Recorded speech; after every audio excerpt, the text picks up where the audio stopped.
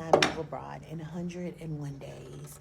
But before we go, I want to ask people who are already living abroad, what is the one thing that you regret about moving abroad? If anything, maybe you don't have anything. Or what is the one thing that you miss or the one thing that makes you sad about living abroad? Because I know everybody moves abroad and they're just so much happier, but I just believe that there is some things that maybe you're like, dang, oh, I have one earring. Anywho, they were like, dang, I missed that. I really missed that. Or I wish I had done this, moved this way. I wish I had went to this country, whatever it is. A regret or something you miss. Please comment. Bye. All right. Excellent question. And I know I think you said you're 101 days outside of leaving the country. I know you're excited. I'm going to answer this question. And you guys in my chat, feel free also to answer this question too. Now, in terms of regrets, I have different stages that I've went abroad. And by the way, if you're new to this channel, I'm Expat D. I've been out of the country outside of America since the past 8 years. I've been in and out of America since 2002. So I've spent a lot of different stages abroad. So I'm well qualified to talk about this. I'm not someone that has traveled abroad and it's like my first 2 weeks and I'm all geeked up and excited and rose-colored glasses. I've been a long time abroad. Um, so in terms of regrets, first one, don't sell everything. And what I mean by that is during one of my stints, I remember I had a car. It was a Honda. Um, it was like a 95, something like that. Now, this is some years ago. Okay. It was a perfectly functional car. It didn't break down on me. And instead of fixing it, I just sold it. And at that time, that stint, I was only abroad for 1 year. And when I came back, I was like, it ended up being a war where I ended up. And so when I came back, I was like, dang, now I need a car. And I wish I would have had that broken down car because I knew exactly what needed to have been fixed. Instead, I ended up having to spend like quadruple the amount that would have cost to fix a car to buy a secondhand car that I had no idea what was really wrong with the car. So that was definitely a regret. Definitely don't sell everything. And what I would do is I would get rid of things in phases. Because what you want to do is, particularly if you're moving abroad, I don't know how many, if this is your very first time or your second time or your third time, but you want to be cautious about how much stuff you get rid of. There is a point where if you keep stuff for too long and you leave it in storage, it could just like be eaten up by rats and molded and mildew. And so then you're paying storage for nothing. So there's a point where you really want to get rid of stuff. In the beginning, I wouldn't get rid of everything, maybe a certain percentage of it, because you have to see, is this place that you're going, is this really going to be a long-term place? Or is this going to be more relatively a temporary situation? So that's one thing. So don't sell all your stuff. I know like a lot of people are excited and they're like, oh, I'm so ready to get out of America, and they feel like it's a badge of honor to say I sold all my stuff and I left and I'm not coming back. You know, they do all that type of talk. You don't need to even go there to that extreme. Keep in mind that your feelings about America will fluctuate, and to be in a healthy state is to not to feel like you've burned your bridge. It's okay to go. I mean, to leave. It's okay to come back. You know, you don't have to like turn your back on the country or denounce your citizenship or none of that type of stuff. Um, Another regret. Don't be too quick to start a business.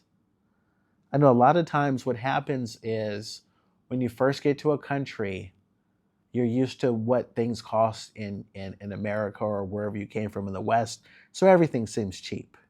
And a lot of times you want as quickly as you can to say like, oh man, I've turned my life around, I made it, and I'm successful and all that stuff. But if you first get there and you start spending and you don't really understand how things work, that's how you dilapidate your funds and you end up back in your home country quicker than you thought. So I would not be so quick to start a business right away. I'm not saying not to start a business, but take your time and study your surroundings. Here's one, and this may sound kind of weird. Go sooner rather than later, but don't be in a rush. Now, what I mean by that is some people will procrastinate and they're talking about leaving and moving abroad, and they've been having the same conversation for like 10 years. And you're like, dang, like, you still talking about going abroad? And it's like 10 years later. On the other hand, you have people that it's like they're looking at these videos because they want an excuse. They want to go ahead. Yeah, man, I left the country and I became a YouTuber and now I'm rich and I'm independent and da da da da da. And they want the most simplest thing to reap them the most rewards, and that's just not reality. They think there's something super easy to do, that you can go abroad and you're just balling and you're killing it and you're making all this money and your life is so great. And they're looking for this. They want to be told that exists. So in one step, even if you go and you fail, because the first time I went, I was not successful my very first time going abroad. And then when I went back, I regrouped and I knew exactly what I needed to do. And I do feel like I'm in a better situation because I did not procrastinate and I went abroad and I figured out what was and what it is and what it's not and what I'm looking for. And that really put me so much further ahead. So when I went back to the States and I regrouped, it was just like I knew exactly what I wanted. I knew exactly where to go to get what I wanted, and it led me exactly where I needed to be. So it's okay to fail, just make sure you're failing forward, you know. But at the same time, so it's kind of a catch-22. If that's what it takes for you to get abroad, hey man, go listen to those YouTubers talking about they moved abroad and they have $400 or they were broke and all that stuff. If that's what gets you to go, just to, at least understand what it really is and what it's really not, then go for it. If that's what motivates you, hey, who am I to tell you not to listen to that stuff?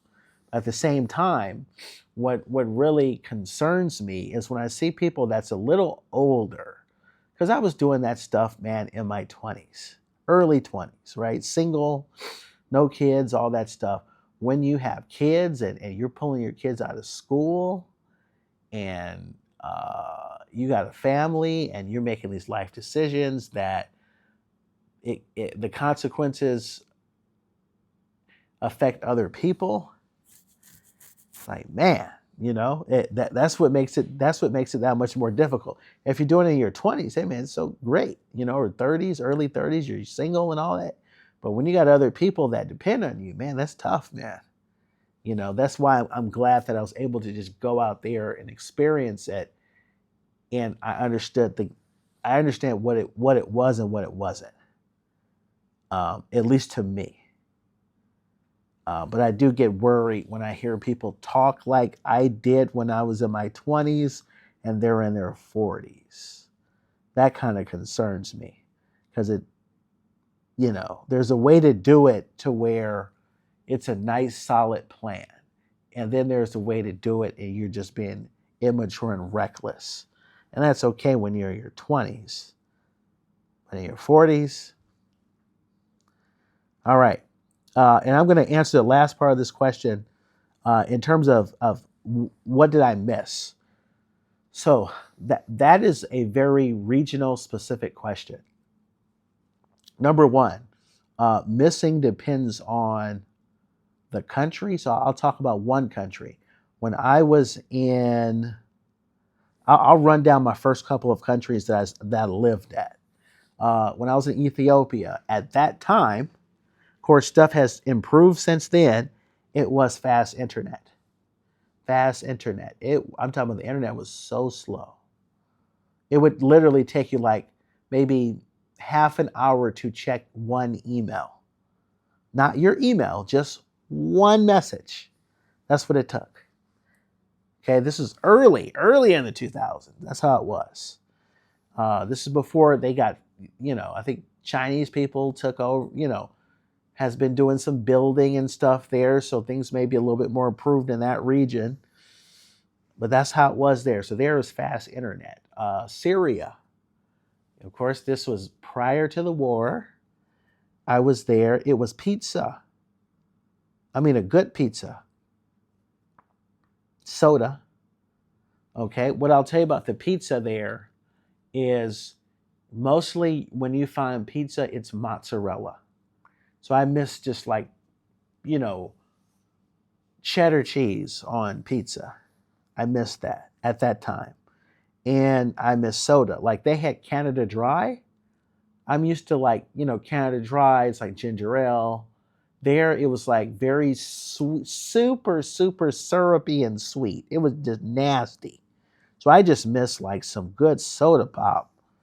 Because theirs, something just tasted off about their soda. And collard greens. Believe it or not, I miss collard greens there. And then China, when I lived in China, anything Western that's not McDonald's, KFC, or Subway. You'll find those three restaurants there, but anything else, and Burger King you'll find there. But anything beyond those four, I started to kind of miss, those other types of restaurants and stuff like that. And then just good shopping, like a good grocery store, I missed. Like in the States, it might be like a Lucky, Safeway, Winn-Dixie, Publix, those type of things. That's what I missed living in China. And then now I'm in the Gulf. Nothing really, to be honest with you. I mean, they've got so much stuff. I'm talking about if you want to talk restaurants, like anything, man, like in the States, they like to open in the Gulf regions because there's no taxes. And so, I mean, you've got Applebee's, Chili's, Cheesecake Factory, all the little fast food restaurants. Oh man, so much stuff here where you don't really notice that it's a much easier transition. I'm not saying I do everything Western, because I do like being abroad, but it's nice to, when you feel like you want some familiarity, it's right there. And you get the balance of both. That's a nice situation to be in. But yeah, anyway, I just wanted to answer those questions. Guys, let me know in the comments section. What do you think? Did you move abroad? Are you thinking about moving abroad? What's something that you think you'll miss, or something that you did miss? And what regrets did you have? Anyway, I'm Expat D. Thanks a lot for checking out my channel. Don't forget to like, subscribe to get the channel to grow. I'm going to end things here. Peace and I'm out.